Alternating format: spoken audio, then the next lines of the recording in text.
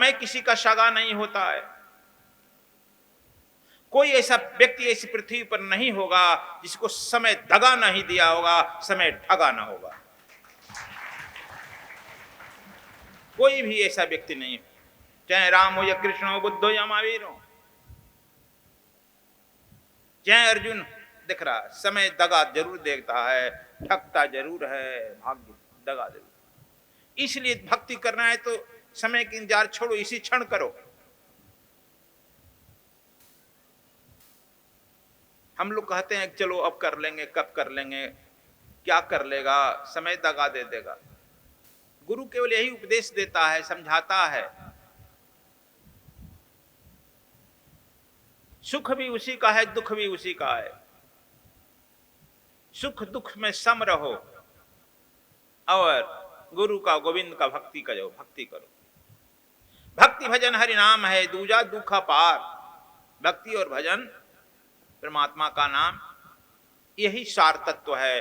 दूसरा जो कुछ भी हम सोचते हैं, करते हैं, वह दुख है, दुख। दूजा दुख अपार, अपार दुख का आमंत्रण। आज जो है गुरु पूर्णिमा, साल भर में एक व्रत है गुरु पूर्णिमा। आषाढ़ में क्यों मनाया जाता है? आज आषाढ़ में देखो, यहां पहले आता जेठ में तो सारी पत्तियां सूखी थी, एक भी जंगल में कोई छाया बैठने का जगह नहीं थी, सब सूखी, सब पेड़ नंगे खड़े थे। आज जो है आषाढ़ पूर्णिमा को देखना, सारी पृथ्वी हरी भरी हो जाती है। यह भारत कृषि प्रधान देश है, सब कृषि में लग जाते हैं, हरी भरी हो जाती है। आषाढ़ के पूर्णिमा को देखना होगा तो देखना रात में चांद जो है बिल्कुल खिला हुआ है, कोई काली बादल, कोई गोरी बादल, कोई भूरी बादल, कोई लाल बादल, कोई पीली बादल, कोई पूरब से, कोई पश्चिम से, कोई उत्तर से, कोई दक्षिण से, चारों दिशाओं से घूमती है, चंद्रमा को घेरती है और चंद्रमा उसमें मुस्कुराते रहता है और वर्षा होते रहती है। इसी तरह से आज गुरु पूर्णिमा का दिन कोई अपने काले पाप को लेकर, कोई गोरे पाप को लेकर, कोई लाल पाप को लेकर, कोई ज्योत स्वरूप ने पुण्य को लेकर विभिन्न तरह के शिष्य विभिन्न दिशाओं में से आकर के अपने गुरु को घेर लेते हैं। गुरु बीच में मुस्कुराता है, हाथ उठाता है, सारे पाप समाप्त हो जाते हैं। इसलिए गुरु पूर्णिमा की महात्मा होती है। और जैसे यह गुरु इस पूर्णिमा में वर्षा होती है, सब पृथ्वी हरी भरी हो जाती है, उसी तरह से सतगुरु रीझ कर कहा एक प्रसंग, वर्षा बादल प्रेम का भींज गया सबंग। कहते हैं इसको सतगुरु रीझ कर, प्रसन्न होकर रीझ कर कहा एक प्रसंग। क्या प्रसंग कहा? बरस गया वर्षा बादल प्रेम का भीज गया सब। बरस जाता है, कहता होता कुछ नहीं। जब तक से हम कहते और सुनते हैं, इस कान से सुनते हैं, उस कान से निकल जाता है। जब प्रेम से भर जाते हैं, श्रद्धा से भर जाते हैं, तब जो है गुरु का जो है वह वर्षा प्रेम का बादल बरस जाता है। जैसे अर्जुन पर बरस गया वर्षा बादल। जिसकी नीति अच्छी होगी उसकी सदैव उन्नत होगी, नीति अच्छी होगी। हम कैसा नीति बनाए हैं, नीति है अनित है, खुद हमको निर्णय करना चाहिए। हमारी नीति ही हमारे भविष्य का निर्माण करती है। नीति निर्णायक बनना चाहिए। इसलिए हम कहते हैं सदैव जो है प्रसन्न रहो, सकारात्मक सोचो, सकारात्मक करो, सकारात्मक रहो।